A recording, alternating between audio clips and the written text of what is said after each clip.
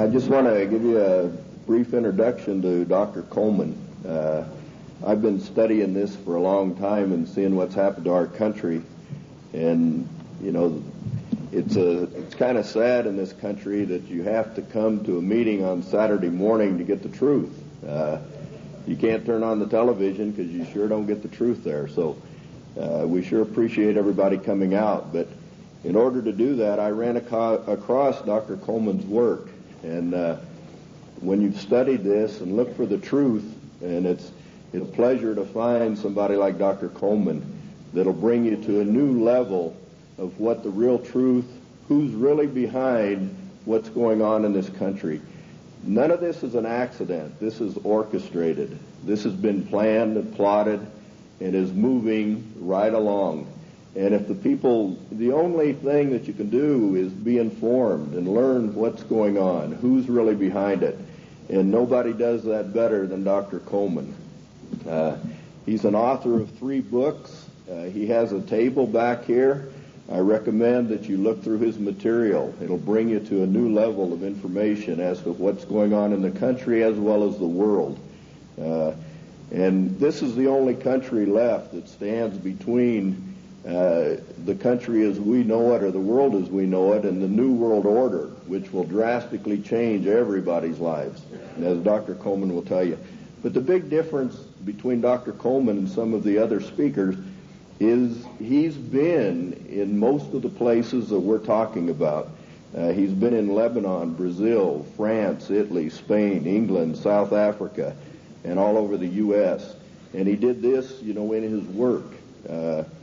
He has first-hand experience with most of the things that are going on here. He studied 5 years in the British Museum in London, also in the Cain Museum in Egypt, where he did research on the Black Plague. And, if you study his work or read his work on AIDS, I think it'll shock most of you. In his investigation, through the congressional records. And the congressional records is where most information is in this country. And he would feel very comfortable, in debating the Supreme Court justice on the Constitution at any time, because our Constitution is basically being walked all over at this time. But at this time, I'd like to bring on Dr. Coleman, and let's give a big hand to him, and we appreciate him.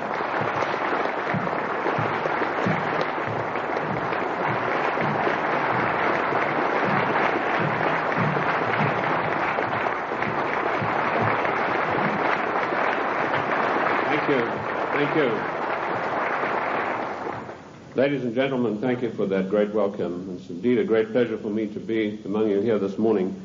Looking at all these big fellows around the place, I feel a little small in stature, but I would remind you what Wellington told the German General Blücher at Waterloo when he rode up to inspect Wellington's troops.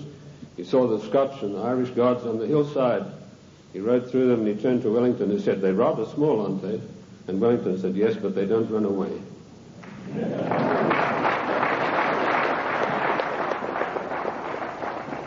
Ladies and gentlemen, I bring you a message of hope, not fear. A message that I hope will galvanize us all into much needed action. The problem is quite simple. Anarchy and chaos prevails in Washington, D.C. because the federal government has seized powers to which it is not entitled to and is passing masses of laws that are 100% unconstitutional. And when you get men setting themselves up as greater than the Constitution of the United States, you get anarchy and eventually tyranny. Now, I'm paranoid. I'm going to admit to you right up front. But let me tell you what the real meaning of the word paranoid is. It is a man or a person who has the ability to link events that seemingly are not connected. That is the true meaning of paranoia, or being paranoid. Of course, it's been used by our enemies, the socialists, the Marxists, the liberals, the so-called progressives, to smear us. How many times haven't I heard it said of me, that fellow's paranoid? Yes, I'm glad to admit it, because I have the ability to connect events that are seemingly unconnected. And when you do that, you begin to arrive at the truth. It's taken me 25 years to come to the conclusions that I have come to. And I want to tell you that one of the biggest things I discovered in my work was the existence of a supranational committee composed of 300 men. I came across this quite by accident when I was serving in Africa, in Angola, and I was given a series of documents which were only supposed to be handed in to top-level people. They were what we call above the top level of classification of intelligence documents. And there I discovered that whilst I thought I was in Africa fighting against the invasion of the communists, I was in fact fighting to introduce socialist regimes in the black African countries, and that I was actually working for a committee called the Committee of 300, also known in intelligence circles as the Olympians. I'll stop right there, and I want to digress for a moment and tell you the word intelligence has been bandied around a great deal in the United States. I've seen people writing this and that and the other intelligence newsletter.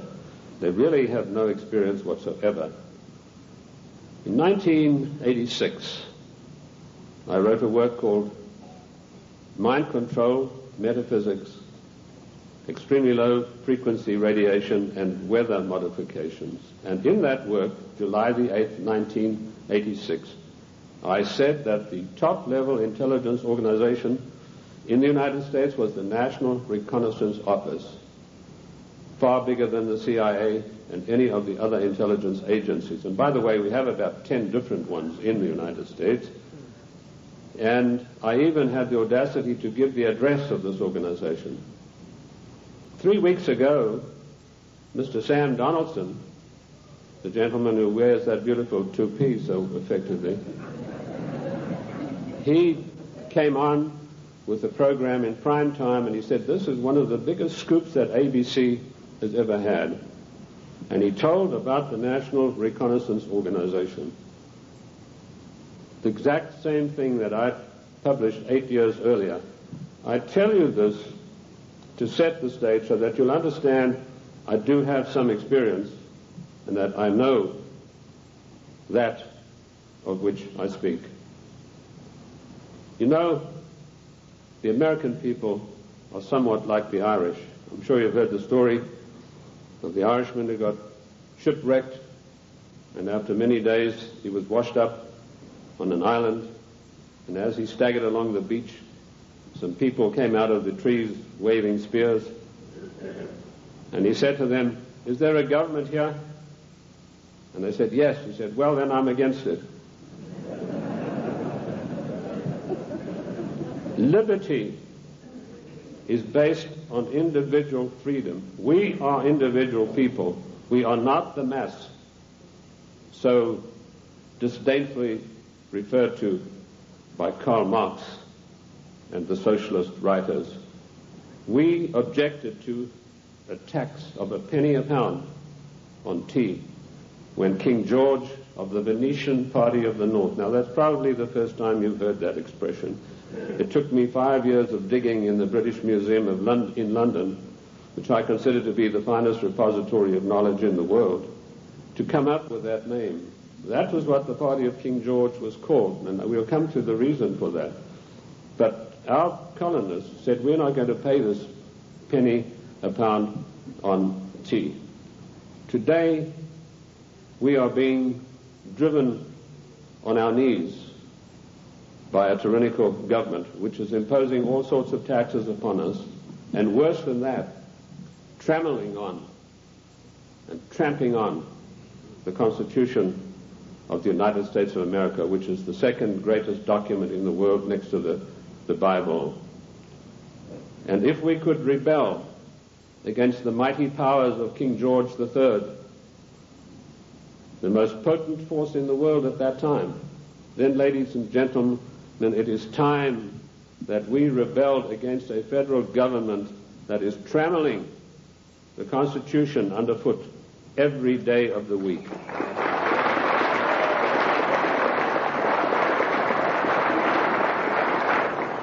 King George III of the Venetian Party of the North did more than that. He sent Adam Smith, a servant of the British East India Company, to formulate a policy which he called free trade. And by the means of free trade, Adam Smith, a greatly beloved economist of the Marxists, the socialists and the liberals, hoped to bring the small manufactories and the industries established by the colonists to their knees. Let me tell you unequivocally that free trade is piracy. There is no such thing as free trade. We have to reject this constant brainwashing to which we are subjected. Free trade began with Adam Smith and the British East India Company. Now, who is the British East India Company? They played a massive role in the history of the United States of America. Only you are not taught this in your schools or in your universities. But you need to know.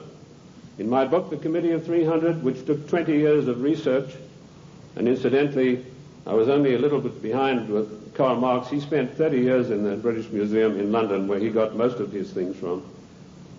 I point out that the British East India Company was the most powerful trading company in the world. They made their massive monies out of the dope trade. They first grew prime poppies in Kew Gardens in Kensington, London, got the best producing opium poppies. They then shipped them to Benares in India, where they began a massive plantation of poppies, opium producing poppies. They then used their famous tea clippers to transport the poppies in the form of raw opium to China. And by their military force, they imposed an opium policy on China that turned the Chinese nation into a nation of addicts. And they enforced this policy, which was known to the royal family and Lord Gladstone, the Prime Minister, and every one of the lords and ladies in England. And they made a massive, huge fortune. In researching these documents in India House in London, I came across some of the manifests of the old tea clippers and the numbers of kegs of opium they carried and the values. And I totaled up these things, and I found to my astonishment that if we took 1970 as an optimum year for profits in General Motors and Ford, in 1 year, the opium trade with China was 3 times the profits of the combined profits of Ford and General Motors in 1970. And this was shared by 300 people. That was the committee that ran the British East India Company. They all had equal voting rights. They could not outvote each other, and of course they were sworn to secrecy. The descendants of the British East India Company today run the United States. And I will hope to prove my thesis as we go along. They also interfered in the development of the United States on every occasion. They armed the Indians, they armed the people against the settlers who were pushing west. They ran the Hudson's Bay Company. They also ran so-called mission stations in China and got these missionaries who were really not missionaries at all to push opium on the Chinese. And I remember a conversation with the late Gamal Abdel Nasser of Egypt, Prime Minister of Egypt, President of Egypt, and Mohammed Eichel, one of the top journalists, with Chow En-lai. And Chow En-lai told him, he said, you know, the Americans and the British made China a nation of opium addicts, and now with the Vietnam War, it's our turn. We are going to make the Americans a nation of opium addicts. So you can see the influence, the evil, baleful influence of the British East India Company upon the great nation of the United States of America. They were the ones who financed the war. They put up the money for the British troops to buy the Hessian mercenaries and to fight the colonists. Those brave 3%, let me remind you that only 3% of the people took arms and stood up against the mighty army of King George III. We are 3% here this morning, but that's enough for us to withstand the mighty force of the federal government of the United States of America.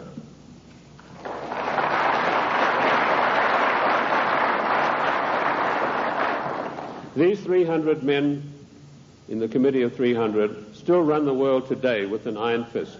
Their wealth is untold, cannot be measured. I know I looked at some of the records that I could find in Italy, in Rome. I've done most of my work on location, and this has always been invaluable to me. And I came across the families in Italy who were called the fondi, meaning the people who had all the money. They were all members of the Committee of 300, the Lucatis, the Recanati, the Volpi du Miseratis. These people are so wealthy that they would make David Rockefeller look like a piker. That is how rich they are. And this is the committee that runs the world. Now, in my book, The Committee of 300, I name every one of them. This is not a book that talks about they. It gives you specifics. And I must say I do the same thing in my new book, Socialism, The Road to Slavery, which was 10 years in researching. On July the 4th, 1789, George Washington told the Congress, it is necessary for us to impose tariffs to protect the manufactories of our colonies. That was the first trade barrier. Now, let us dispose for once and for all with the words that have been implanted on our minds, like isolationist, and you are for restricted trade, and you are against global trade. The United States of America did not grow great on global trade. The United States of America grew great on the hard labor of the people who lived in those days and the wise protection barriers put up by President George Washington, because immediately after the war the British to try to down the United States through so-called free trade, which is nothing but piracy. Free trade, ladies and gentlemen, is a one-way street which allows other countries to dump their products on our markets to the detriment of our own people. That's what free trade is. It's strictly a one-way street.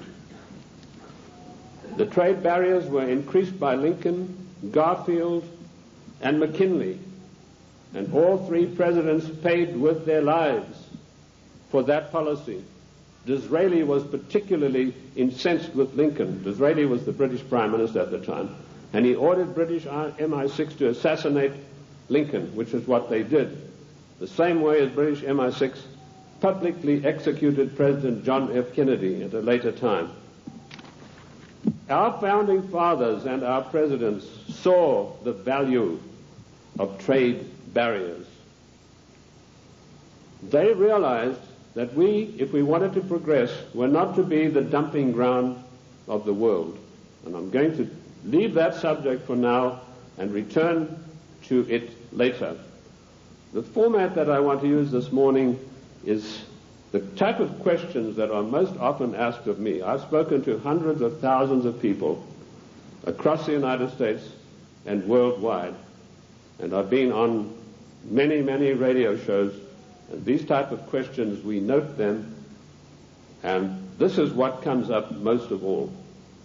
Who and what is the Committee of 300? Well, I've dealt with that. I've told you this is a supranational body that knows no boundaries, respects the laws of no countries. The first time that they were publicly announced was by a German socialist by the name of Walter Rathenau. Now, I'll give you some background of Walter Rathenau.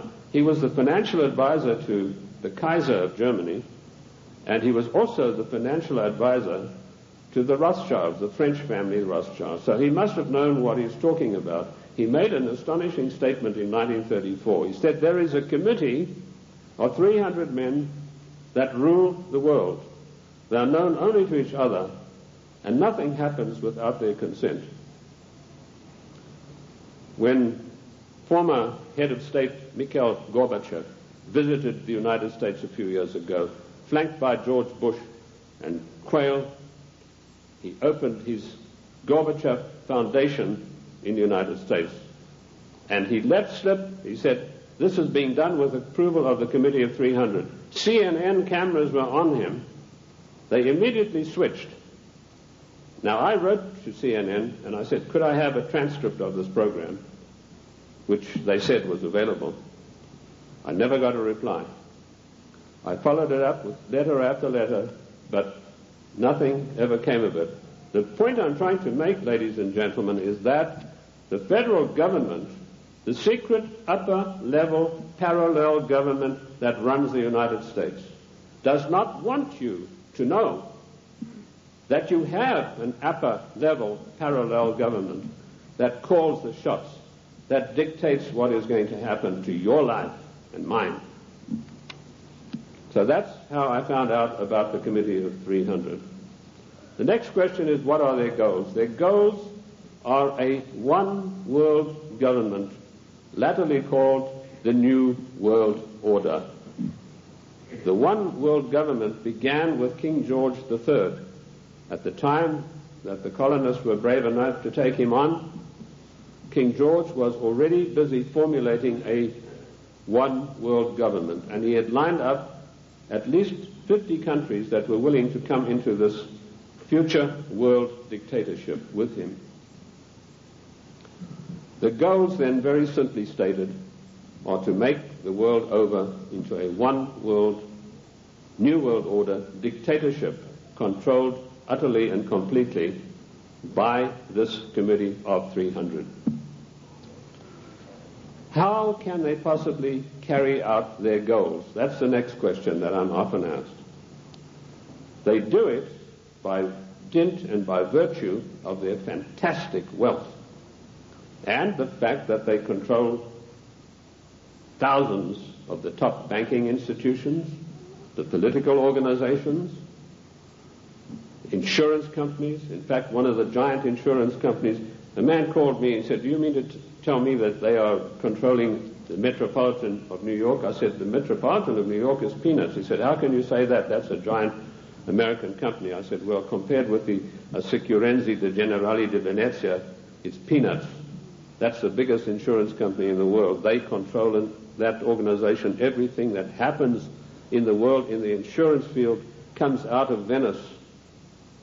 That's why Venice is so important, because in Venice we have the black nobility. Now that has nothing to do with the color of the skin of the people, and I'm going to come back to them as we go along. So the goals are a one-world dictatorship of the most brutal kind, and how they carry it out is they have these interface banks, insurance companies, mining conglomerates, every conceivable control in politics, including the Democrat Party of the United States, which is, of course, since 1980 behind closed doors at a secret caucus in Washington, D.C.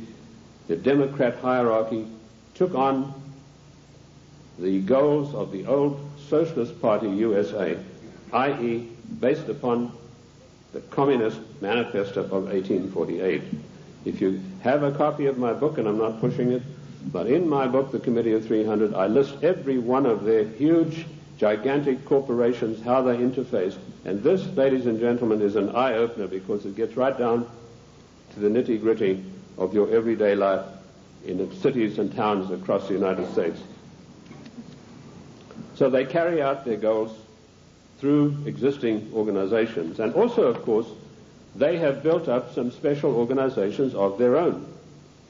When I first started writing in America, when I came here in 1969, I revealed the existence of an organization called the Royal Institute for International Affairs, which is located at Chatham House in 10 St. James Square in London. I also revealed the existence of the Club of Rome, the Cini Foundation, the Mont Pelerin Society, the Order of St. John, which was known but not known. And I listed all of these secret societies that run the world as executive arms of the Committee of 300. So it controls the world through all of these. The Royal Institute for International Affairs is the executive arm of this committee, which gives instructions to the United States government to this very day. The chain of command is as follows. Every Secretary of State that has been appointed since 1919 is appointed by the Royal Institute for International Affairs. That may come as a shock for you. You think you vote and you put a conservative in the White House, and then he appoints supposedly or allegedly conservative people to carry out the policies that you wanted him to implement. Surprise, surprise. I ask you to find me a conservative Secretary of State since 1919. And if you search diligently and apply the correct rules, you will come up blank. Every one of the Secretaries of State was chosen in London by the Secretary of State, as was Wilson, the President Wilson, as was Roosevelt, as was James Earl Carter. He was specially chosen because he'd had 3 mental breakdowns, and they felt he would be a good guy to manipulate. Oh, I'm talking facts. I'll tell you the story of that. In my World in Review news magazine, I wrote that, James, I'm digressing a bit here, but it's necessary to do that now and then. It's not a sign of a bad speaker, although I don't put any laurels around my own neck. But James Earl Carter was not a known entity in the American scene. I first heard of him through my intelligence contacts, particularly my French sources, who were one of the best in the world after MI6, and he told me, your next president is going to be a peanut farmer from Georgia. And I said, how come? He said, right now they're meeting at the Dorchester Hotel in London. And if you get your fanny over there, he said, you'll find that there's a lot of goings-on you might like to look at. And lo and behold, that's what was happening. The Royal Institute for International Affairs had ordered David Rockefeller to find a candidate who was totally weak, preferably a little mentally weak. And they put one of the greatest brainwashing specialists in the world, trained by the Tavistock Institute for Human Relations, Dr. Peter Bourne, on the job. And he said, it's funny you should say that. One of my patients is a guy from Georgia, James Earl Carter, and this guy can't take rejections, and he's been to me 3 times for a nervous breakdown. So they hiked Carter over to London and feted him at the Dorchester Hotel, which is a very ritzy place. And they feted him and wined and dined him. And the next thing we saw, Time, Newsweek, every newspaper in the country, James Earl Carter. Now we, in our little magazine, World in Review, we told those of our subscribers, this man is your next president. We also did exactly the same thing with William Jefferson Clinton, because we had the story of the Club of Rome. We knew who Agnelli was. We knew that Agnelli had had a huge love affair with Mrs. Pamela Harriman, and that Mrs. Pamela Harriman was the doyen of the Democrat Party, and Mrs. Harriman had been given the task of finding the next president of the United States, a socialist. And she picked up Clinton and said, you're our boy. But there's one snag. Clinton went up there, brushing his forelock back, said, well, you know, there's one problem. My wife's left me. So Mrs. Harriman was dumbfounded. She said, well, you better give it back in a hurry. And he said, no, she doesn't want to come back to me because of my tryst with other women. That's how he put it.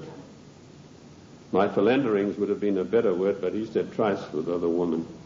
So Mrs. Harriman sent for Mrs. Clinton, and she duly came to New York, and she sat her down and said, look, if you want to be the first lady of America with all the attendant prestige and power, you better forget about your husband's philanderings and get right back to him. And that is precisely what happened.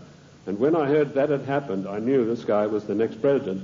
And we wrote that in our news magazine. And sure enough, a year later, here came marching into the scene William Jefferson Clinton. So the RIA, the Royal Institute for International Affairs, does control everything that happens in the United States. They give their orders to the Morgan Guarantee and Trust Bank on Wall Street. And the chief executive officer of that organization is Dennis Weatherstone. And he duly relays the orders over to the Secretary of State, whoever that happens to be. And he then relays the orders to the President. There was one exception to this, and that was during the illegal, 100% unconstitutional Gulf War. Now, I'm going to use a word, and I apologize to the ladies for this, but I need to tell you this graphically to illustrate the power that the Royal Institute for International Affairs exercises over the affairs of the United States of America. when George Bush was hesitating and didn't know whether he should get into the Gulf or not, the Prime Minister of Britain, Mrs. Margaret Thatcher, came over to the Committee of 300's headquarters at the Aspen Institute, Colorado, and this is the phone call that she had with George Bush. She said, "George, this is Margaret. Apologies to you, ladies president. Get your ass up here. I've got some orders for you about the Gulf War." And Bush went scurrying up there like a little messenger boy, and the next thing we know, there was this massive outpouring of propaganda to start a war against the nation of Iran, a nation that had never done this country one iota of harm.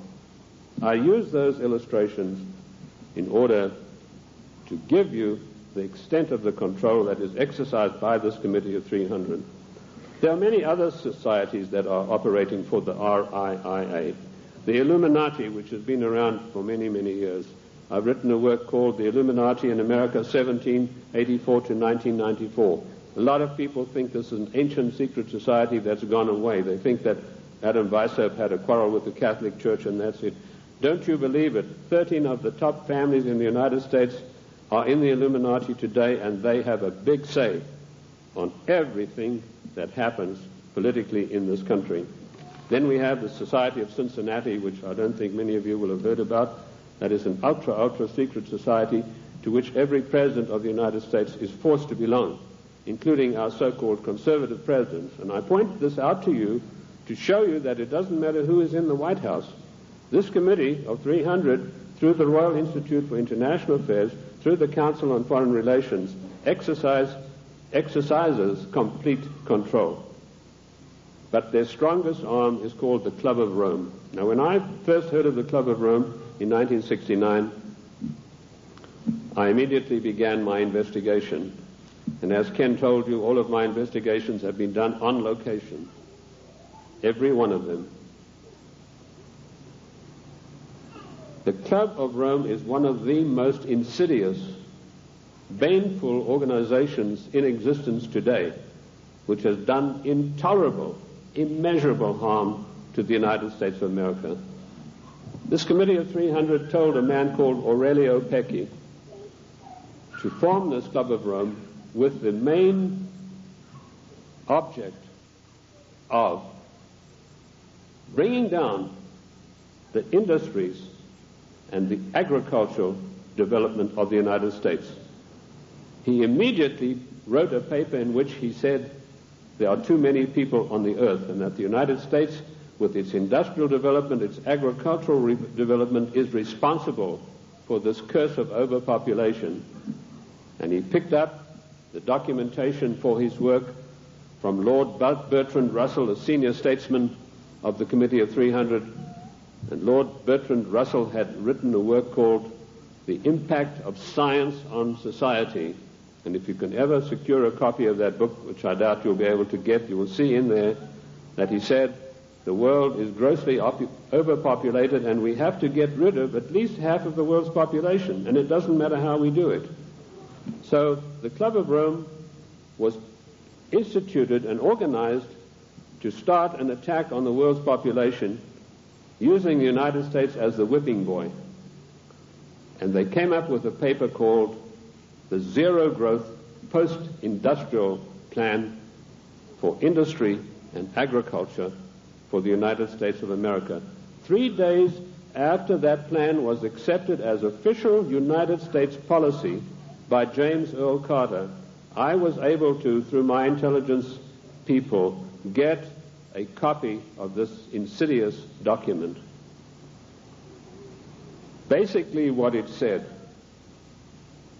was that the middle class in the United States of America had to be destroyed because in the coming push to a world order, the middle class would be the stumbling block, because history had shown that the peasant class in ancient days, when they had revolted, were just easily crushed. There was no resistance. But now had grown a new super class of people in the United States called the middle class, who had long-term employment, who had job security, who were well paid, who could afford to buy the products that were made by the United States and didn't need to buy products from China or anywhere else. And the Club of Rome post-industrial zero-growth paper said this has got to stop. We have to bring down the middle class of the United States. And the way that we will do this, the way that we will accomplish this task is by crushing their industries. In 1980, based on this report, I wrote a small work, a booklet called The Death of the United States Steel Industry. And in that I told of a French aristocrat by the name of Etienne d'Avignon. And I'm sure there's not a single steel worker in America out of a job who's ever heard of this man's name. But they put this aristocrat onto the job of destroying first the steel industry. In my book in 1980, I said that by 1985 we would have silent blast furnaces. The rolling mills would be stopped. There would be no more shipbuilding. We'd have thousands of skilled workers who'd passed the skills of their trade down for generations, who were forever dispossessed of their jobs. If you go to the northeast United States today, ladies and gentlemen, and I've just been up in Cleveland where I had a very good radio address I gave there, you will find that what I said in 1980 has unhappily come to pass. In 1970, the United States had 5,000 ships built by good United States know-how, using good United States steel. 5,000 ships sailing the high seas. Last year, we had exactly 270 such ships. And at least 50,000 steel workers permanently out of a job, jobs that will never come back. What happened? Did we suddenly lose our marbles? Did we suddenly lose that great American know-how of getting things done? Did we lack finances? Did we run out of money? No. None of those things happened. What happened was this dastardly Club of Rome had sent their emissaries to the United States to deliberately destroy our steel plants. And they did it by opening the doors of so-called free trade. And everybody who signed the NAFTA treaty and everybody who signs the GATT treaty when it passes is a traitor and a seditionist.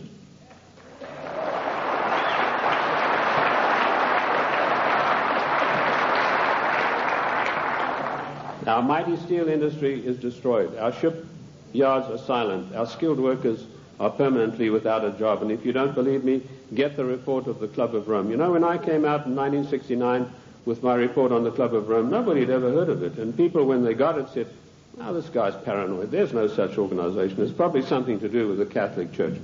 Well, surprise, surprise, 25 years later, last year, the Club of Rome celebrated its anniversary, and Alexander King, its chairman, stated, the American people henceforth must get used to the idea that they will never, ever again in their lifetime have full employment.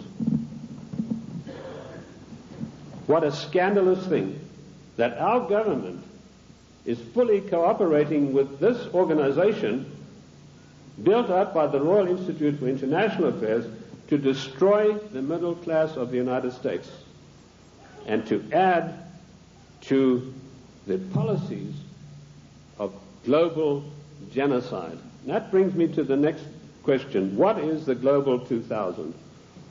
Once again, when I heard about this policy, it was 3 days after it had been accepted by the United States government as its official policy.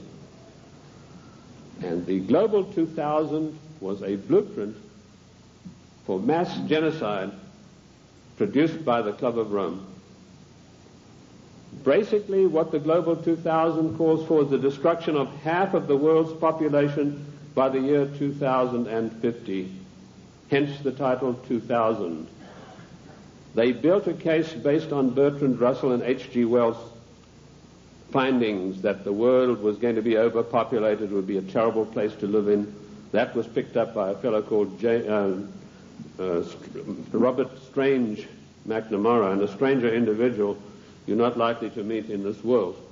And this Miller had a conference of all the leading bankers about 12 years ago, and he said the biggest menace facing the world today is the American middle class and overpopulation. He linked the two together. And he said, by the year 2050, this is the state of the world.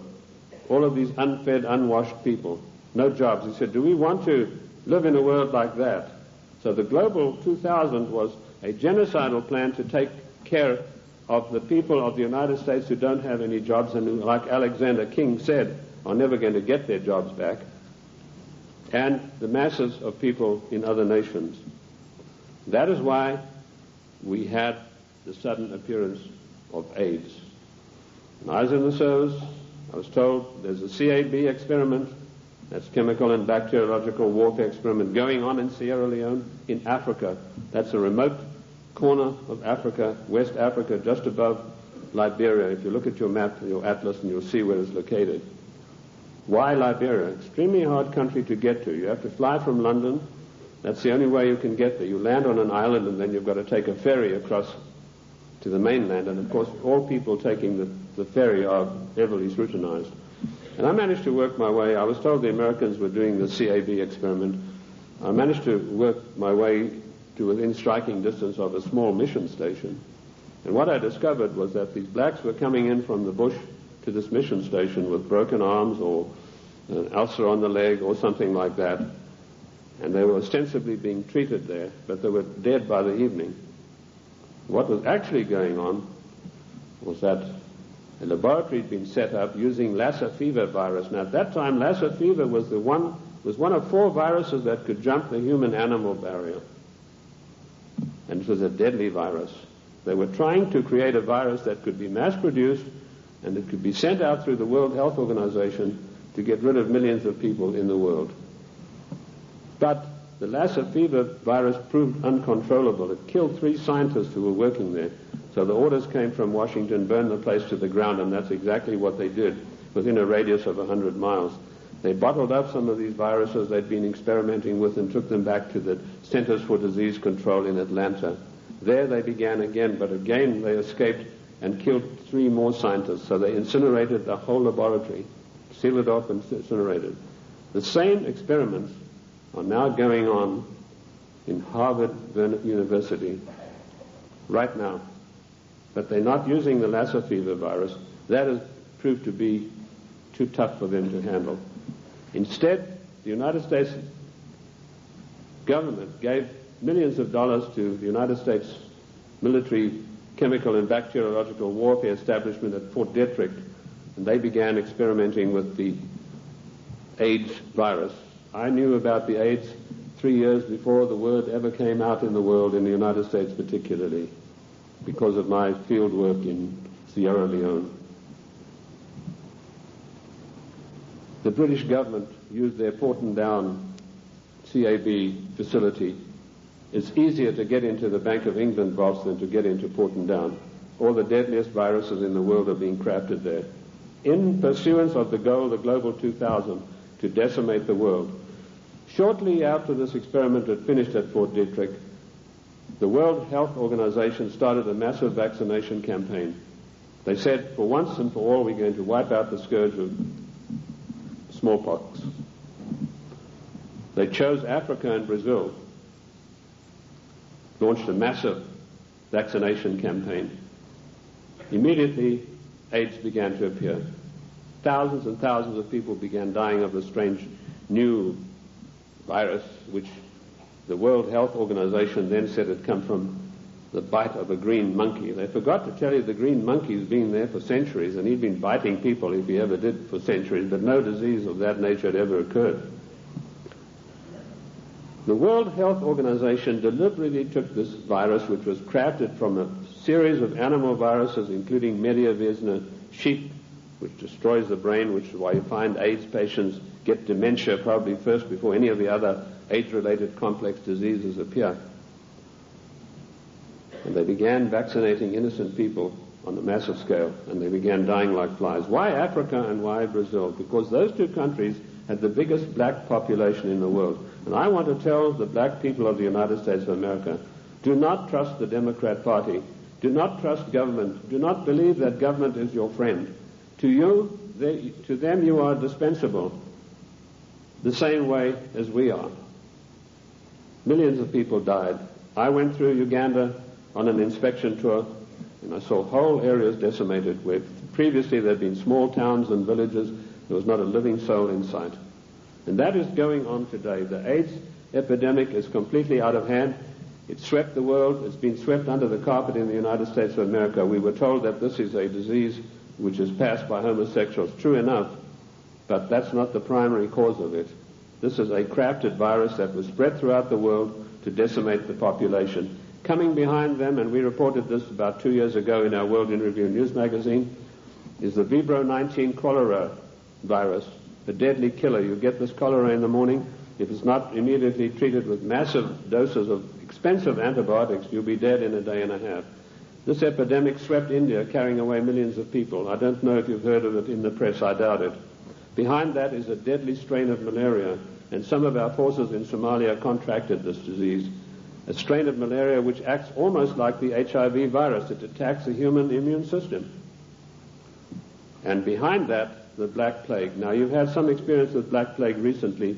Experiments were conducted in this area and in California with the Black Plague, distributing them, these plague viruses, to definitive areas by means of enfolded scalar waves using extremely low-frequency radiation, which was a warfare technique developed in 1934 by the great Soviet virologist V.A. Gertchev. This is not Buck Rogers stuff, ladies and gentlemen. This is today's deadly truth. So some of the Indian reservations were targeted, and all of a sudden they began dying of Black Plague. And then we were told, well, the harvest mouse droppings are responsible. Well, the harvest mouse has been doing his droppings for centuries, but none of them got the Black Plague before that. But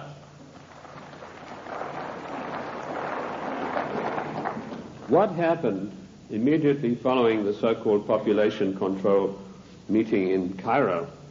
There was a sudden and violent outbreak of Black Plague in India, and it is still going on, and it is not under control. This is all part of the Global 2000 mass genocide plan. I know something about the Black Plague because in my research in the British Museum I discovered that the black Venetian nobility had none of their families or members had ever got the Black Plague. Yet the Black Plague, as you know, swept through Europe and killed half of the population of Europe. But none of their families ever got it. So I began seeking for the answers, and I found them in the Cairo Museum. So people said, well, how come if these things are true, how are they going to protect themselves? They being the Committee of 300, their servants and their families, they have a means of protecting themselves by certain types of herbal compounds mixed with sugar. And they also have, of course, the protection of extremely low-frequency radiation, where using the technology developed by the great virologist Gertchev, who proved that every living thing on this earth has a vibratory cycle, and he was able to measure the vibratory cycle of various deadly viruses, and by vibrating them double their cycle, he would kill them instantly. So that's one of the defensive weapons that these people have got that will kill the plague if they ever get it. The same technique, of course, will kill cancer cells. But the medical profession, run by the Rockefeller family, who own all the pharmaceutical companies, do not want you to know this, because when you go in for the doctor, he's going to write you a prescription for a chemical drug. There's no chemical drug benefit out of extremely low-frequency radiation vibration. No profit to these people. So that's the Global 2000. Decimate the world's population, and particularly hit hard the United States middle class. How are they financing all of this stuff? They're financing it through the fondi, who I mentioned to you earlier, the Venetian black nobility. Now, why are they called the black nobility? They're called that because of the vileness and the evilness of their deeds. These families date back to the 11th centuries, the Lucatis, the Recanati. They were called, and the Guelphs, by the way, I'll come to them, they're particularly interesting. They were called that because of the evilness of their deeds. They made Lucrezia Borgia look like a Sunday school teacher. They had so much money, which is the outcome of the drug trade, the years of investing, the years of gaining control of every mining, mineral, gold, oil, natural resource of the world, that they can afford to finance these things. So the black nobility are the ancient aristocrats of Venice and Genoa, and they called that because of the nature of their deeds. The black Guelphs were one of the worst of them. Now, interesting enough, the Queen of England, Queen Elizabeth II, is a Guelph. She's not a Windsor. This was a title that was evolved in 1935 by her father to put researchers off the track. I like to include myself in that category, although I wasn't doing it then. I was much too young to be doing it, but he didn't like that certain people were getting hot on the track of who this royal family actually was, and so this was put out that they are the House of Windsor. They are not. They're the House of Guelph, and it's important for us to know that, because every time there's a financial crisis, it follows a meeting of the black Guelphs upon the Royal Britannia yacht of the Queen of England, which anchors off the coast of Venice, and all the world bankers meet over there and say, now this is what we're going to do to country X, this is how we're going to control this worldwide situation, and then they go off and give their orders to everybody. So that is the way it is done. I told you earlier that they controlled the United States. Even in the days of President Lincoln, they had him assassinated on the orders of Disraeli, and they then, of course, in later years, were able to elect one of the worst socialists we've ever had the misfortune to suffer under, Woodrow Wilson. Wilson was elected by a ploy. Of course, they got Teddy Roosevelt and the Bull Moose Party running as a supposedly third candidate to siphon votes off so that Wilson could be elected as a socialist president. Now, our eyes have been fixed on Moscow. We've been led down the garden path, ladies and gentlemen. All of the time we've been looking at Moscow, and we've been told what demons they are in Moscow. Rightly so. But all the time this was going on, the Trojan horse of socialism in Washington, D.C. has been stealing our country away from us. And in my book, Socialism, The Road to Slavery, I give you a full and factual description of exactly how this was done. In 1898, the Fabian Society, a socialist organization, sent Ramsay MacDonald, Prime Minister of England, to the United States to spy out the land. He came back and he said, there are two things in the way. You have a very strong middle class, and you have the Constitution of the United States, both of which have got to be destroyed before we can socialize America. The first step they took was getting a socialist president in office in the form of Woodrow Wilson. Woodrow Wilson was controlled out of England by Sir William Wiseman, head of the North American desk of MI6. Now, in case you don't know MI6, it is the most powerful and the oldest of all intelligence agencies in the world. They taught the CIA. They taught the Vatican intelligence. They taught the French intelligence. They taught the Mossad. They taught the Cheka. Captain Hill of MI6 went out and set up the Mossad. And Captain Hill went to Russia and helped the Bolsheviks set up their single-cell apparatus. Sir William Wiseman was the controller of Wilson through Colonel House. Now, who is Colonel House? He was an unknown person who emerged out of Texas. His father served the Rothschilds during the Civil War, and he emerged out of the war as the only person in Texas who'd made any money. And House was sent to Washington in order to control the first socialist president, and he took his orders from Wiseman, and House lived but a few blocks away from Wilson, and above him, Wiseman had an apartment. And that type of control is not gone. It is still here to this very day, right now, as I speak to you. Other questions? Give us some examples of what you're talking. How do we know that what you're saying is true? I'll refer you to the great soldier son of the United States of America, General Douglas MacArthur, a great patriot, a great warrior, a great Christian. When Douglas MacArthur was in Korea, he and General Stratemeyer of the Air Force devised a plan that would have put China out of action for the next 50 years. He submitted this plan to Washington, an arch-socialist, one of the most vilest creatures who ever walked this earth by the name of Dean Rusk, immediately summoned the President of the United States to a meeting in Blair House. And he said, Mr. President, we have seen the plan submitted by General Douglas MacArthur, and there's no way in the world that you can allow him to implement this plan. And Truman said, why not? He said, you know very well that anything that relates to China has to be cleared by the Royal Institute for International Affairs first. And he said, they don't want you to do this. And MacArthur was not allowed to carry out his plan. And 50,000 sons, beautiful Americans, were slaughtered on the battlefields of Korea needlessly because of orders from the Royal Institute for International Affairs. And that same institute is controlling President William Jefferson Clinton to this day. MacArthur was eventually bowler-hatted on the orders of the British government. I mentioned earlier the death of John F. Kennedy. Given the methods that are well known in intelligence circles of how to get rid of bothersome people, it would have been a very simple matter to make it look as though Kennedy had died of a heart attack or some other natural cause.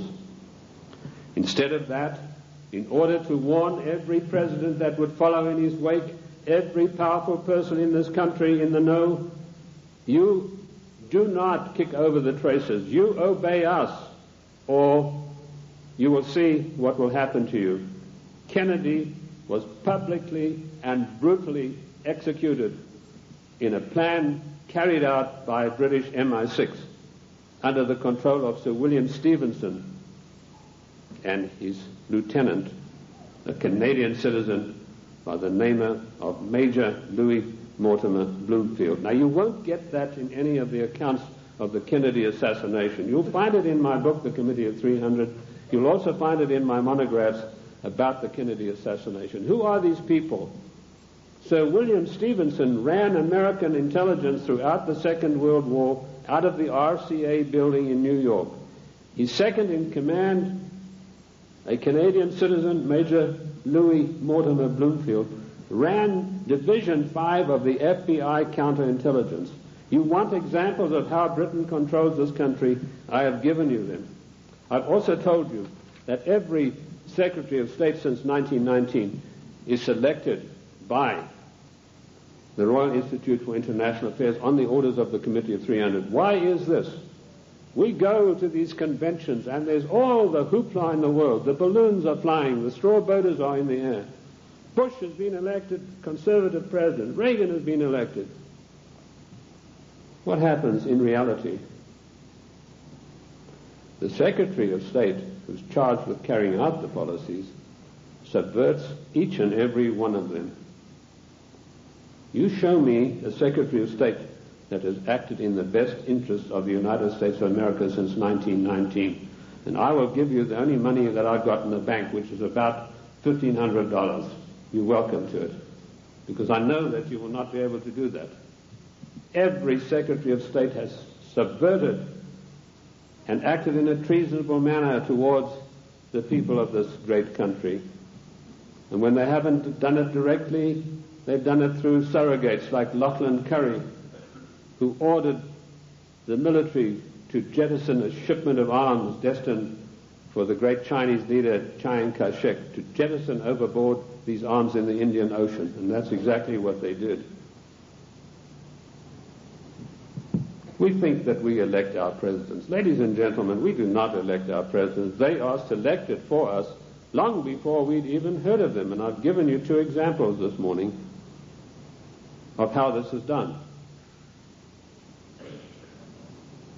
The 300 office at Aspen keeps a tight control over every political event that takes place in this country.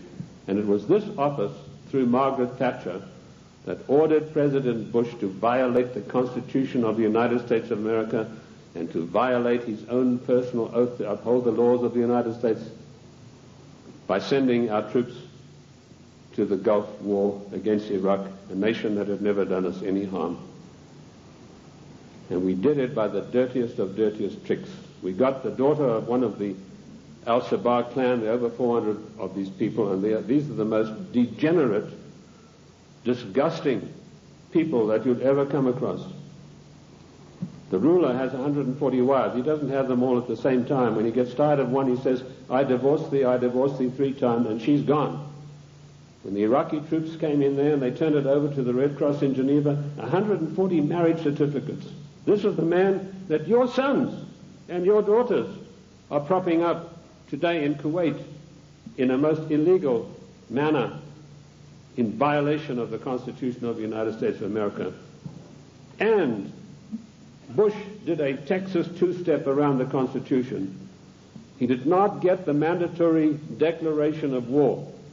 I'm not a lawyer, but I've studied the annals of Congress, the congressional globes, and the congressional records for 25 years.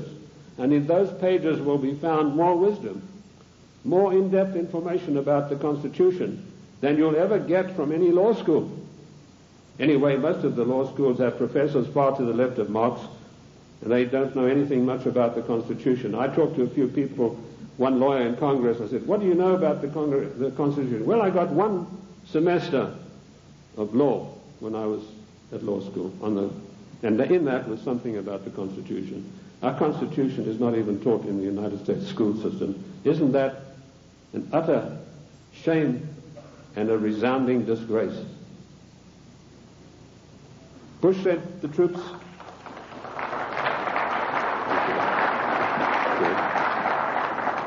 Bush did not get a constitutional declaration of war. This is a very difficult area of the Constitution. It's probably one of the most complex areas of the Constitution. It's a 5-step process that involves both houses making separate declarations, then joint declarations, then the army has to be informed, and then the public has to be informed, and then we have to be told whether this is a private war or a public war, i.e. whether all the armed forces are going to be employed or only one branch. In so-called police actions, the President has 45 days to use only one branch of the service. Bush violated his oath of office by going to the United Nations, to which we do not belong, and getting them to give him a so-called color so that he could send our troops to the Gulf. Our troops to this day are in the Gulf illegally, in violation of the Constitution of America, and we're still paying for it. The story that the Gulf states put up all the money, you go and ask the General Accounting Office, as I did, how much money have they paid? We are still paying for the Gulf War, and now we've got another huge bill to meet, billions of dollars, for Clinton's fantasies, to go out there and support this disgusting Al-Shabaab clan. I don't know if you know the story of Kuwait. It's really a horrendous one. I don't want to get into that too much, but that land was stolen from the Iraqi people by the British imperialists. They came in and drew a line through the sand right through the middle of the most important oil fields that had just been discovered, the Rumelia oil fields. Thenceforth, this is going to be called Kuwait. And they brought up these tame sheikhs from Bahrain and put them in as the rulers. And since then, they've been stealing the oil off Iran, and the proceeds go to the British banks in the city of London for the Committee of 300. They're just doing the same thing now in South Africa with the gold. That's part of their tactics to gain control of all natural resources through the world. I also touched briefly on Giovanni Agnelli and Mrs. Clinton and how she had left her husband, and Pamela Harriman. Pamela Harriman, for her duties in getting Clinton elected, was given a plum job as ambassador for the United States to France. And this is what happens to the traitors. Patriots are punished and traitors are rewarded. Dennis DeConcini, who voted for the giveaway of our property in Panama and who voted for the crime bill and every other obscenity that is passed by the federal government in violation of the Constitution, he's now going to get a plum ambassadorship when he retires, on top of his huge pension of something like $200,000 a year. I've been asked whether Clinton will stay the full term. Yes, he will. Clinton will stay the full term because he's been given a job to do, and that is to pass certain far-reaching socialist measures. And he's been very successful in doing that with the help of so-called Republicans. I personally am not in favor of political parties. I'm like George Washington. He said, political parties are baneful, and in the long run they are harmful. What happened in NAFTA? A so-called conservative, Mr. Newt Gingrich, who I wouldn't trust as far as I could throw him, went out and acted as the floor manager, as the party whip in true parliamentary style, and he whipped up 132 Republicans, so-called, to support NAFTA.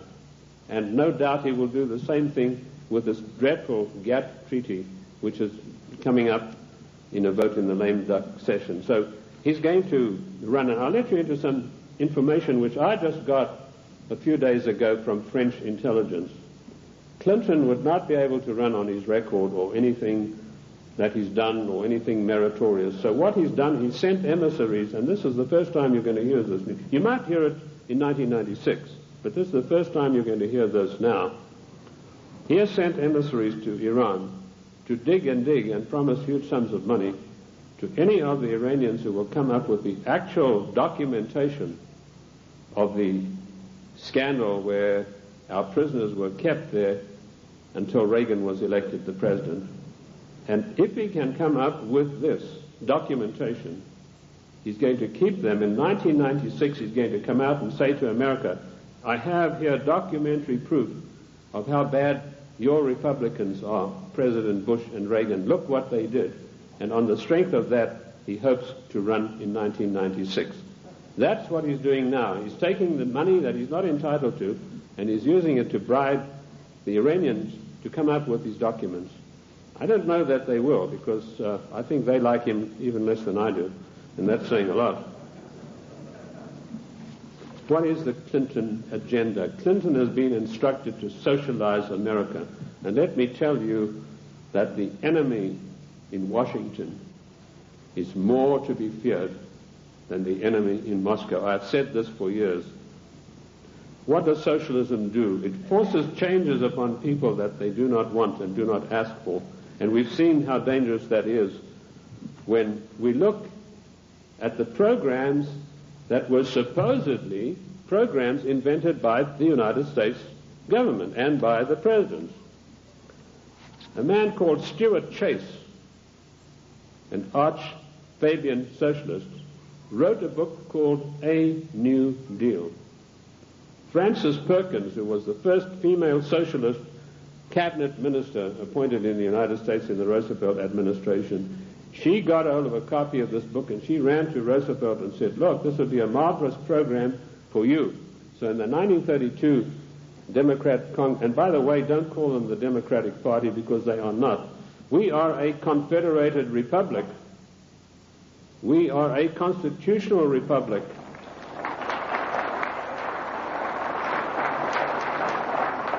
In a confederated constitutional republic, you cannot have a Democratic Party. You can have a Democrat Party, and that's what we should start calling them. But she ran up, and Roosevelt was so enamored with this deal that in 1932 they hastily changed their platform, and he came out and announced his New Deal, which is a verbatim, word-for-word program taken from Stuart Chase's book, Socialism, A New Deal. Then when Kennedy came along, he adopted a wonderful new program called The New Frontier. That just happened to be a book written by Henry Wallace, another Fabian socialist writer. Word for word, The New Frontier was co-opted as Kennedy's program. Then when Johnson came along, he came out and started talking about the Great Society. Now, what was the Great Society program? It was another Fabian socialist book written by another fellow called Graham Wallace, no relation to the first Wallace, name spelled differently. So here we have three presidents of the United States following an outright course of socializing the United States of America. And of course, every president, including Reagan and Bush, has continued along those lines. And what do we have? Our Social Security. That was called the Beveridge Plan. In 1942, when Britain had its back to the wall, was losing hands down to the German armies in France, they needed something to buck up the population. So Sir William Beveridge came along with this plan. He said, we're going to abolish poverty in Great Britain. and they started this beverage plan, which is the basis of our socialist social security plan.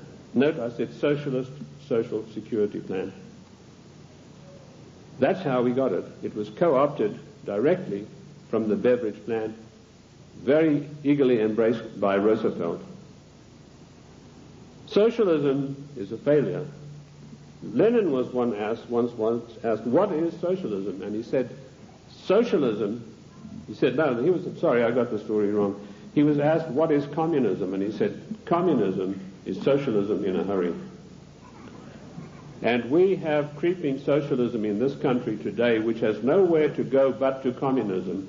In the New World Order, one world government. That is the direction that William Jefferson Clinton is pushing this country as hard as he can go. And GATT is an integral part of that. The socialist policies of England failed miserably. They got the great Professor Harold Lasky of the London School of Economics. I once was asked to give a talk there, and it was me against 600 hostile left-wing students. And I had a pretty torrid time of it to start with, but in the end I did get a very good hearing from them. But that same Professor Lasky was sent to the United States to see how the Constitution could be got around. And he said, there's one good way we have to do it. We have to break down this provision that says there's no transfer of powers between the three branches. And we have that happening every day. We have Clinton calling himself the Commander-in-Chief, which he's not. I sent a fax to Colonel Oliver North the other day, in which I explained in detail what the Constitution has to say about the Commander-in-Chief. I hope he was able to use it. He said that Clinton is not the Commander-in-Chief, but he was saying it for the wrong reasons, for personal reasons. The Constitution is perfectly clear on this. It says that the President shall not be the Commander-in-Chief until such times as called into actual service by the Congress.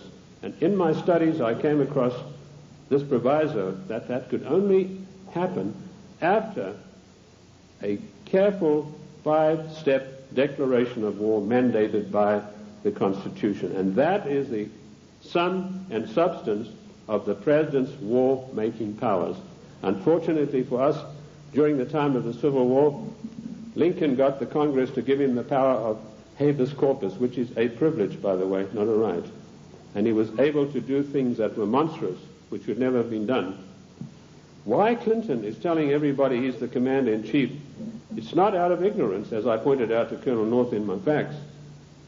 It's a deliberate, carefully crafted plan to get the people of the United States used to the idea that he is actually the Commander-in-Chief. And I tell you, he is not. The Constitution says he is not, and I can give you chapter and verse. Because should there a time come when he wants to take some drastic kind of action, he can then get Congress controlled by the Democrats, even a lame duck Congress, to give him the power of suspension of habeas corpus, and can say, as Commander-in-Chief of the United States Armed Forces, I hereby order XYZ to happen. It is a deadly danger, and we are fast asleep. I tried to alert Colonel North to exactly what's going on about the so-called Commander-in-Chief, and I only hope that he will put it to good use, because I do not have the same forum that he does. Anyway, socialism is a total failure. When it began to sink in England, they sent John Maynard Keynes, or Keynes.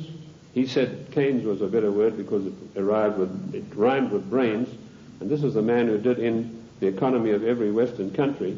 And he came to the United States, and by his charm and good looks, he was a tall, well-spoken English gentleman, immaculately suited, connoisseur of wines and cheeses. And it was said of him that there was not a single lady who could resist his amorous advances. He was able to charm Roosevelt into giving the British government $3 billion to prop up their socialist programs.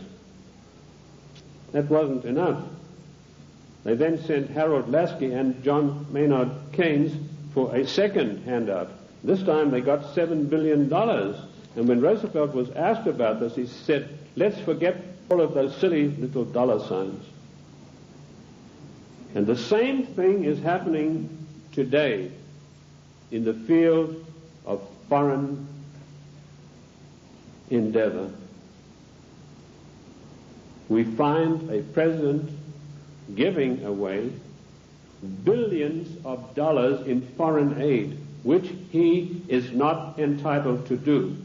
I have searched the congressional records, the congressional globes, the annals of Congress, to find out if there is an empowerment for the federal government, our Congress, to dish out billions of dollars every year like a Santa Claus to foreign nations. And I could not find it anywhere.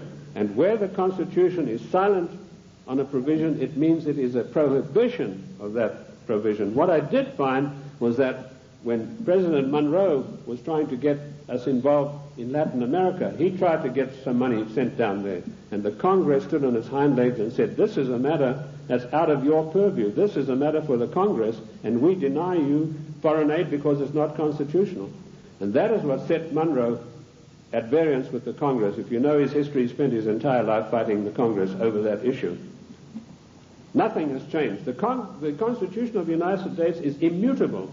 I violently disagree with Justice Ginsburg, who says the Constitution is flexible. The Constitution is not flexible. Our founding fathers meant it to be an immutable document that would stand the test of the ages of time and foil people like William Jefferson Clinton and Roosevelt and every other dictator that is going to follow, unless we stand up and take back our states' rights.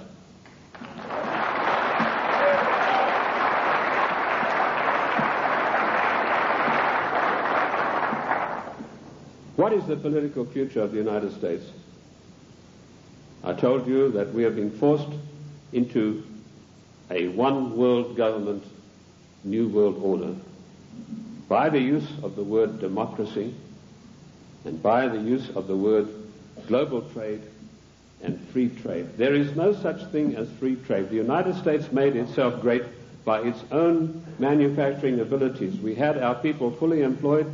We had our people who could buy all the products that we made. We did not need global trade. If people wanted the privilege of selling on our markets, they had to pay customs tariffs. And did you know that up to 1913, all the money that it took to run the United States came from customs tariffs? We had no income tax.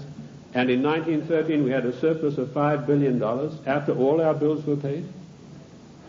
Now comes Socialist Wilson, and the first thing he does, he calls for a joint session of Congress, and he said, we've got to stop this isolationist. Ladies and gentlemen, this word isolation is a smear word. It's intended to deceive you.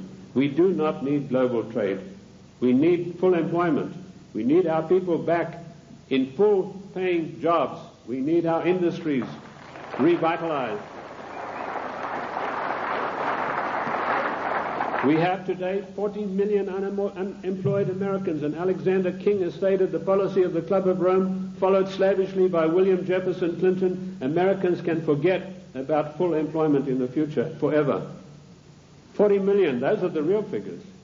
We have 25 million people underemployed, people with great skills who are acting as doormen in hotels, flipping hamburgers, for God's sake.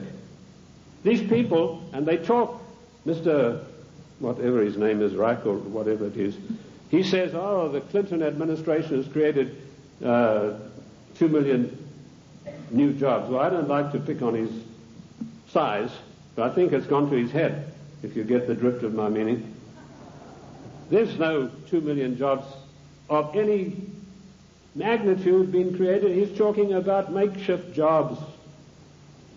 We have the biggest underpaid, underemployment class in the world today, and we have the middle class totally destroyed by the socialist administration, and Clinton is hand in glove with him and going along with him as fast as he can go.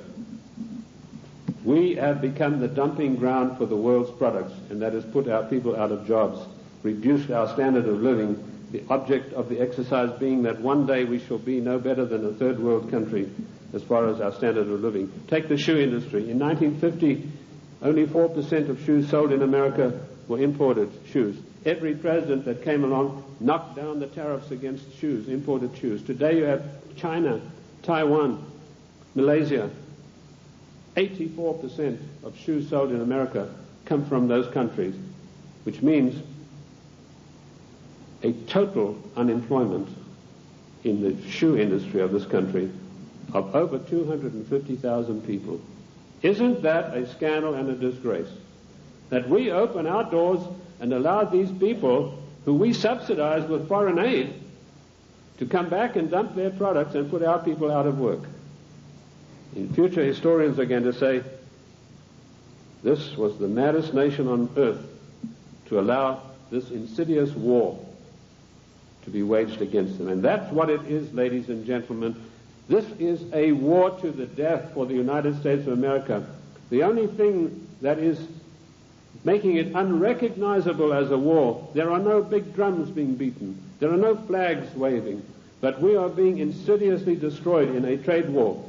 And GATT is a coup de grace to kill off the American middle class for once and for all. And while in passing to GATT, did you know that one of the provisions, I've read the 26,000 pages of this GATT document, and I want to tell you, I don't believe a single one of our senators or our members of the House have read this document. One of the provisions that I found out is at birth, once GATT is in control, every child born in the United States will have to have an IRS number. Another thing that I found, the GATT financiers, and this is a massive bureaucracy, are going to come in and they are going to limit the type of dividends that you can earn on your investments from bonds. What happened? Immediately this news broke, the gnomes of the bond market took their money and they fled to Basel, Switzerland, and they put all their money in the Bank of International Settlements in gold, Swiss francs, and that's why you have the attack on the dollar going on today. This is a war to the death against the people of the United States. The Committee of 300 wants to reduce us through socialism into a nation no better than the third world countries. Look at this insidious GATT treaty. Do you know that the United States, the mighty United States, has one vote, the same as Kenya or Haiti? And we are going to pay 7/10 of the huge bill.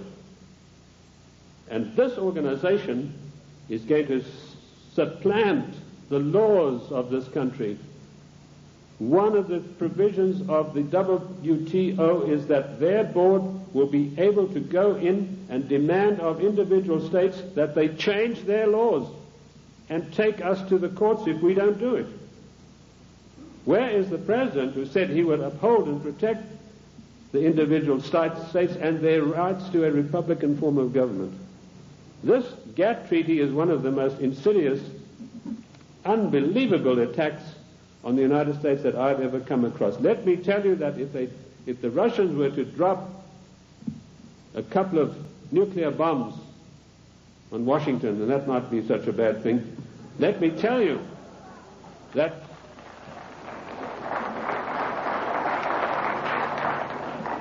they could never hope to do the damage that GATT is going to do. Ladies and gentlemen, you have to marshal every one of your resources. This GATT treaty has got to be fully debated. Once before, twice before, we were forced by the one world government, new world order into far-reaching situations that affected the national life and the character of our people without a national debate. The first one was the so-called United Nations question mark treaty. In 1946, this treaty was forced through the Senate by an exercise of arbitrary power. Arbitrary power is forbidden by the Constitution. Yet you have Comrade Dictator Mitchell, the leader of the Senate, saying he's going to allow about 2 days to debate GATT, which is 26,000 pages of documents. That is an exercise of arbitrary power. If we had any men of guts in the Senate, so-called conservatives, they would walk out en masse and say, we are not taking part in this effort to denigrate and destroy the Constitution of the United States of America. And you can imagine what an effect that would have.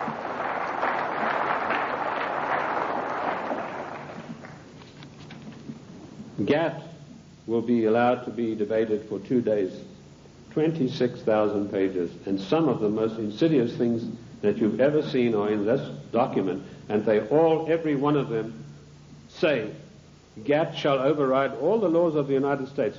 The President and our senators and our House members are supposed to uphold the law of the United States. If they sign GATT, they're guilty of sedition and treason. Period. That's it.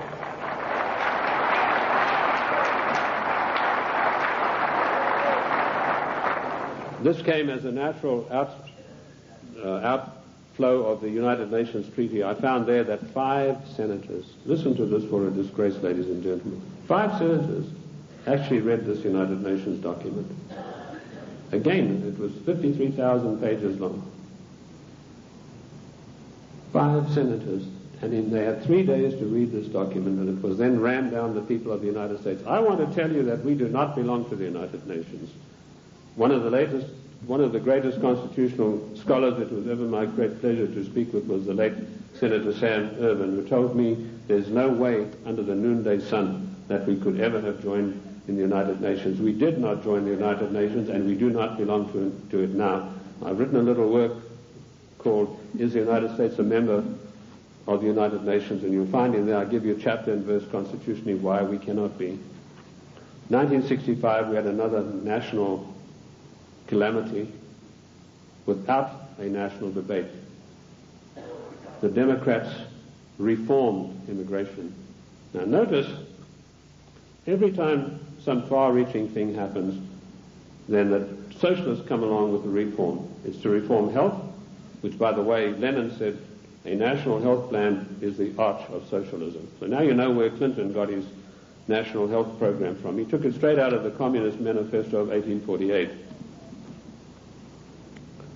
They were not satisfied with immigration as it was. The bulk of the people came from those who were related to the Jeffersons, the George Washingtons, the Davy Crockett's. They were not satisfied with that.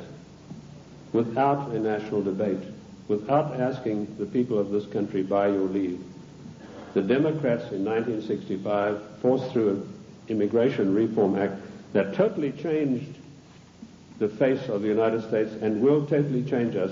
And one of the architects of that was the same Dean Rusk, the swine who stopped MacArthur from bombing the Chinese back to the Stone Age, and, of course, Nicholas Katzenbach. I want to give you some statistics. Now, people have accused me, they said, you are a racist. First of all, the word racist is a very modern smear word. If you look in the dictionaries in 1919 onwards, it did not exist. What they really mean to say is you are a racialist, i.e. a person who's proud of your race. I'm not saying this against any group, any nationality. I want to show you how the socialists, without our permission, without a national agenda, without a national debate, will change the face of the United States. In 1984, the people from traditional immigration stock made up 74% of the total population. By the year 2080, less than 100 years from now, we will make up 39.5% of the population. And it goes on. The Hispanics were 9.4 in 1980. They'll be 15.4. The Asians, 2.4, will be 13.3 of the population. In other words, the traditional Americans of the Davy Crockett, George Washington, the people Monroe said would make a real contribution to America, will be in the distinct minority. And this is thanks to the Democrat Party, who in 1965, without by or leave of the people, changed the rules. And now they've got us blindsided by concentrating on illegal immigration. Illegal immigration is nothing. That's a small problem. The legal immigration that was authorized in 1965 without your permission, that's where the big problem lies. These statistics were provided to me by a man called Lee Bouvier, who was one of the leading advisors to a former INS official. And of course we know that abortion is another way in which the population is being diminished. I have challenged judges all across the country to show me in the United States Constitution, where is there provision for abortion? And I've yet to see. Oh, they say in the Fourth Amendment. Don't you believe it? The Fourth Amendment has nothing to do. It doesn't mention the word abortion. And where a word is not mentioned in the Constitution, it is a prohibition of that word. There's no such thing as free choice. This is a communist doctrine brought to this country by a woman called Madame Calonte. Madame Calonte you've probably never heard of, but she is the inventor, the author and the finisher of NOW and NARL and abortion. It's all in my book, Socialism, The Road to Slavery. Where do we stand now? I told you that we're in danger because the separation of powers mandated by the Constitution are being broken up every day. You now have the idiocy of Clinton having line item veto. That means if he doesn't like something, he can go and veto just that line that he doesn't like. That is breaking down the separation of powers forbidden by the Constitution. Also meddling in trade. The President has no right to be meddling in any treaty whatsoever. That is strictly for the House according to the Constitution of the United States. And I've dealt with the Commander-in-Chief situation already. We need to understand the seriousness of the Commander-in-Chief. Lincoln said that if we allow this title, he said, we are then putting presidents where kings stood.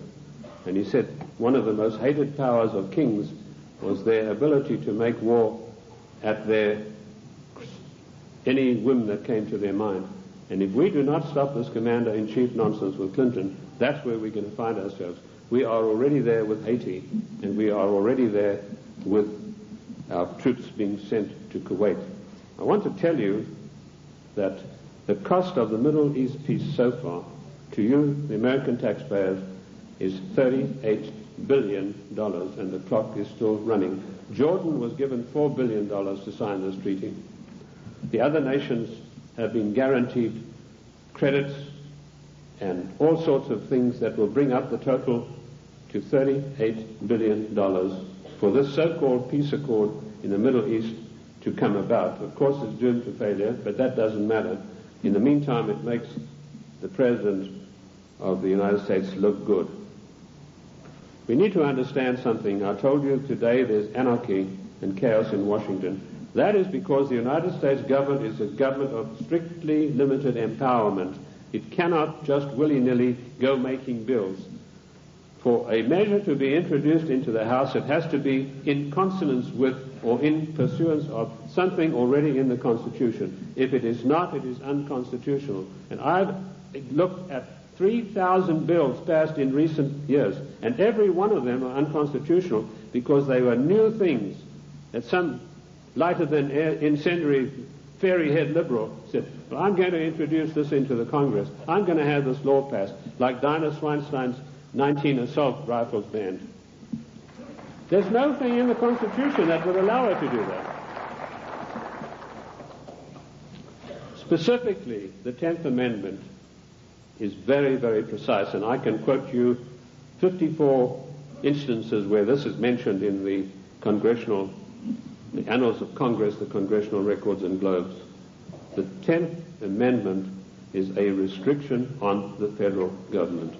Our founding fathers were very frightened to give unlimited powers to the federal government. Daniel Webster said we must cage them like a lion, must not give them unlimited powers. It is a government of limited powers, but particularly the 18 Amendments. And just to make sure that the federal government would understand this, in the 18th Amendment, there's a little title that's very important. It says they can only do things that are necessary and proper.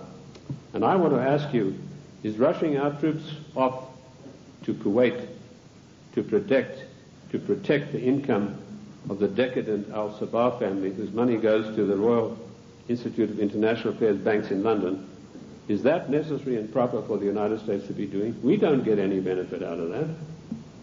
No. The 18th Amendment, necessary and proper. The 10th Amendment, the police powers of health, education, and police protection are entirely reserved for the states. And I can quote you 48 court cases from the Annals of Congress, from the statements made by the Founding Fathers. Those powers were never surrendered to the federal government. Therefore, the federal government has no business interfering in health matters, national health plan, no business interfering in crime bills, that's a matter for the states, and no business interfering particularly with the Second Amendment. I was in New York the other day on a radio program, and a very irritated, angry lady said she was a professor of law from Columbia. She came in on the program and she said, "You don't know what you're talking about." She said, it's not a right to bear arms. I told her exactly what was what. And she said, well, if that's true, then voting is a right. I said, no, voting has never been a right.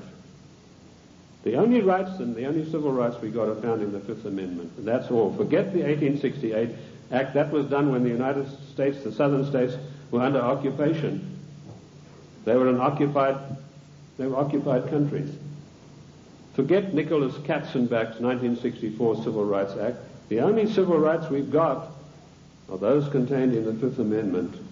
And health, education, and police powers belong to the states. Mrs. Swinstein has no right passing a bill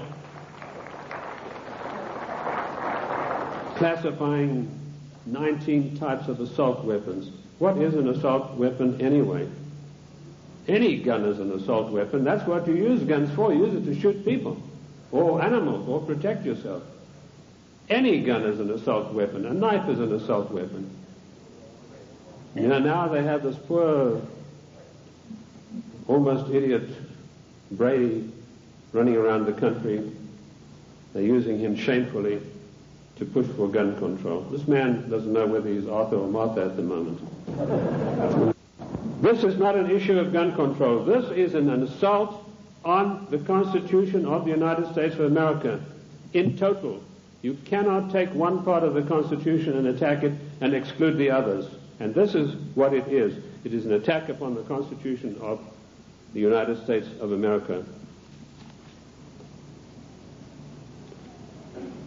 We need to understand about GATT. I'd like to go back to that a little bit. Michael Carpenter, the Attorney General of Maine, and 46 other Attorney Generals of the states wrote a letter to Clinton last July, and they asked him, please, Mr. President, let us have a national conference of all Attorneys General of the states on this matter. Clinton refused to answer him. Instead, he got his Hollywood lawyer pal, Mickey Cantor, whose only expertise in the world is running around with a Hollywood crowd. He's a Hollywood lawyer. And suddenly, Clinton puts him in charge of trade.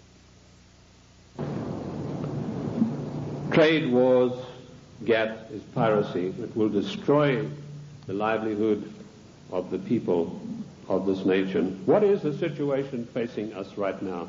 There's an attack on the dollar. The gnomes of the bond market are fleeing. I've written a work called The Economic Implosion, Year of Crisis, 1995, in which I predict the collapse of our economic system as we know it today in pursuance of the GATT Treaty. One of the things I know for a fact that this will be an implosion, i.e. our system will collapse on the ground of which it now stands. It's not going to be an explosion that will scatter everything. And we know that GATT will come in and say how much you can get for your interest. They will also put the International Monetary Fund in charge of our finances, and banking in this country will be in the control of 5 major banks. That will help to control the situation and further destabilize the country. That is the aim and object of all of this. Once a nation is destabilized, it's very easy to deal with it and push it into a socialist new world order, a one world government. Ladies and gentlemen, I want to say to you today, the time has come for us to recognize that we are 50 individual nations. We have all the rights of an individual nation. We gave only limited empowerments to the federal government. They have grossly, flagrantly violated the concord that we have with them. Therefore, we, the masters, have the right to go to Washington and tell them, the servants, henceforth this concordat is severed, unless we understand from today all of these unconstitutional measures will be rolled back and a new system will come into being. The Federal Reserve Bank, that private enterprise bank, will be put out of business.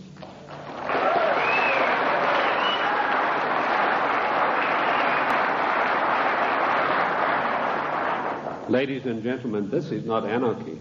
This is the God-given right of each of the 50 nations, of which the state of New Mexico is an individual nation.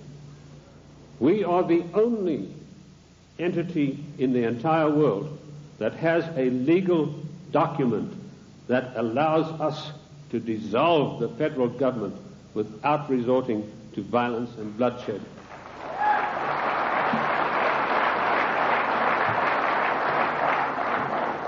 Ladies and gentlemen, I can tell you from my own experience that I have seen a rising tide in this country in the last 5 years. And I say to you today, in my closing remarks, let us catch the wave.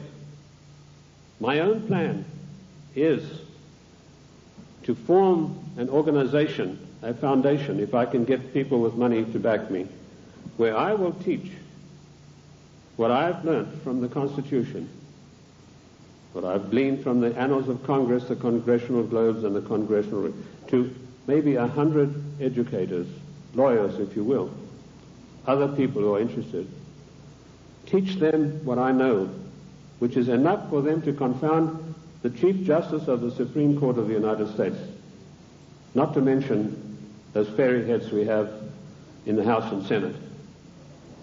They, in turn, will spread across the land, teaching others, and they in turn will teach others until we have a grassroots movement that is spread across this nation of people who really know, not just to recite the Constitution, but know all of the provisions, the ins and outs, the nuts and bolts, who, when somebody like Mitchell says, we're going to give 2 days for this gap treaty to be debated, 1 million people will demand and tell him that you, sir, are exercising arbitrary power and you shall not be allowed to do this, and quote the Constitution. We could do that with every one of these unconstitutional measures.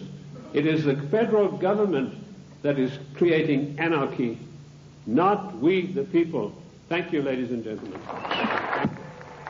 Thank you. Thank you. Thank you. Thank you. Thank you. Thank you.